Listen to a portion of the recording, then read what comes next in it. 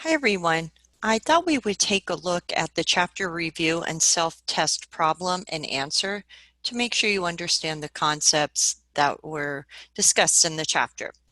And these types of concepts are what you're going to be completing for your practice and graded problems.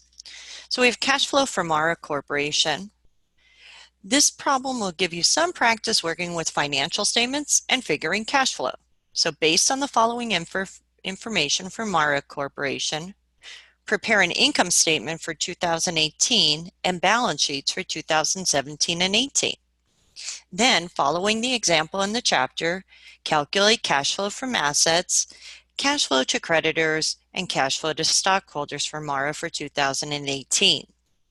Use a 21% tax rate throughout. And then you could check your answers against ours found in the following section. So you have this answer. We just want to make sure you understand where all the different components come from. Okay, so I better get to my book so I always can review back to this. So, oh, look at that. I opened almost to the page. Not that you could see it, right? Page 40 I'm on. So the very first thing you should do is complete the income statement. So I think I have to go to the answers. There we go. So they show you the balance sheet, but let's look at that income statement. That's normally where we start. Remember, we take sales for 2018 minus cost of goods sold minus depreciation. That will give us earnings before interest and taxes. Then we'll subtract the interest. So that's assumed that it was interest they paid, will give us taxable income. Multiply, they don't give us the tax in the problem. You must multiply the taxable income of 726 times 21%, and that will give you the 152. Subtract that from the taxable income to get to net income. Now, they tell us in the problem of the 574 in net income for 2018, 352 of it was paid out as dividends. So the remaining 222 of net income is added to retained earnings. I'm going to go back up. Now let's work on the balance sheets. Remember, that's where we report assets, liabilities, and equity. So you're going to present both years for the balance sheet. So the current assets, which are given, will be listed first, and then the next net fixed assets will be listed next. Add them together for both years. On the other side, current liabilities are given and long-term liabilities. Now, what you do is, to get to your equity, subtract the total liabilities from the total assets. So you have to plug that figure in to get the 5440 for 2017. So you took the 9549 minus 1003 minus 3106. That gives you your equity. Then assets equal liabilities and equity. Do the same thing for 2018. Start with the 10,079 in total assets, subtract the two liabilities, you have 6739 left over, which would be your equity. So you got to kind of work your way back through that. So there's our balance sheet, there's the income statement. Now we're going to use these two items to calculate cash flow from assets. Remember, the first thing we do is calculate operating cash flow. So we're going to take this information from our income statement. Start with earnings before interest and taxes, this number right here. I think I can do some, hold on, I got to move something there. Oh, I think it's going to let me do some highlighting here. Maybe, let's see.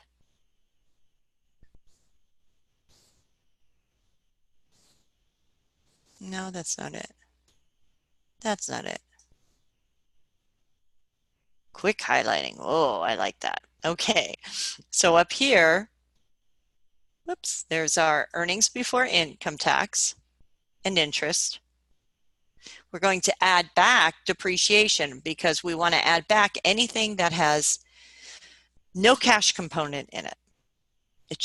So if we're trying to figure out cash flow from operations and depreciation is not the payment of cash at all, add it back.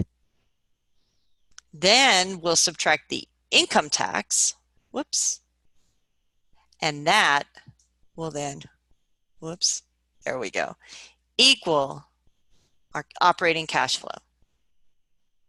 That's one component. The next component, remember, is the net capital spending for the year. The first thing we do is determine what's the change in fixed assets from the beginning of the year to the end of the year. So ending fixed assets from the balance sheet, that rang. Ending fixed assets, $76.50. That's where we start. We're then going to subtract beginning fixed assets. And as you can see, they increased. They went from $73.44 up to $76.50. So the difference is how much in additional assets we bought. But on top of that, they changed because we subtracted out depreciation. Add it back. So not only will that difference of subtracting ending from beginning show us how much it changed net, we now have to add back depreciation, and that will show us overall the net capital spending, $1,258. The last component of cash flow from assets is the change, the difference in working capital, net working capital. So we're going to go back up to our balance sheet and calculate net working capital for 2018 and 2017. So net working capital at the end of 2018 would be the 2429 minus 1255. The beginning of 2018, 2205 and the 1003. So net working capital at the end of the year, 1174. Ooh, at the beginning of the year, it was 1202. A negative 28. Now let's see, we didn't see this before. Let's see how that impacts. All the other times, it was beginning net working capital was less than ending working capital. But what happens if it was more? Well, you're going to take the 1722 operating cash flow, subtract the net capital spending,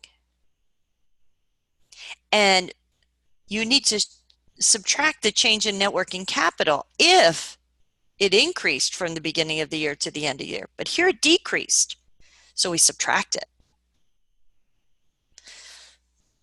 Okay, so 1722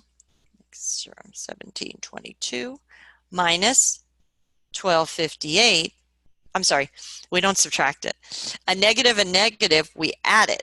We add it. Before we will always subtract it. So we're going to add it. We get 492. So a little different. So when your change in net working capital is negative, it actually decreases from the beginning of the year to the end of the year. You add that decrease, not subtract. So be careful of that. Now that's the cash flow from assets. Let's see who got that money. Only two distinct groups, creditors and stockholders. So the first item we're going to calculate is the cash flow that went to the creditors. Think about what the creditors are getting. They're definitely getting interest. So we want to start with the interest that was paid to the creditors up here on our income statement, right there. The next thing we want to look at is the change in our long-term debt. Now take a look here. Our long-term debt started the year at 3106 and went down to $2,085. So not only did we pay interest of $196, but an additional $1,021 of the debt. So interest paid was $196. Subtract new borrowings, there weren't. We paid. So we add those two together. The total amount we paid to creditors, $1,217.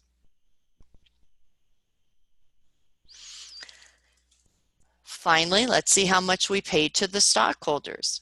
Dividends were paid to the stockholders, and that was given. Now let's go and see, was there any new equity raised? Did they sell more stock? They sure did.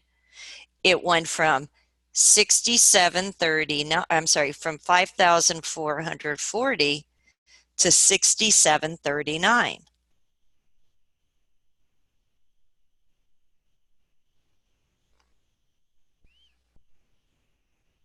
Now, be careful.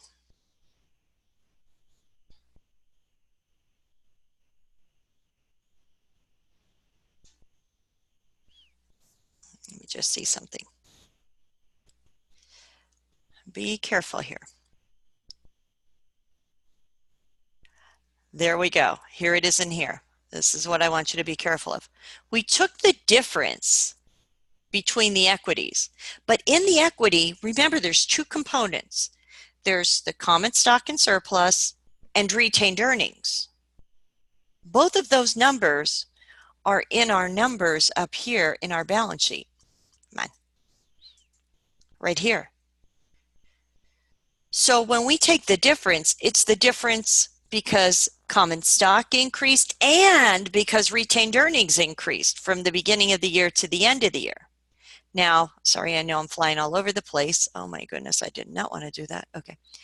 How much was in addition to retained earnings? There it is right there, $222. I'm going to clear all that highlighting.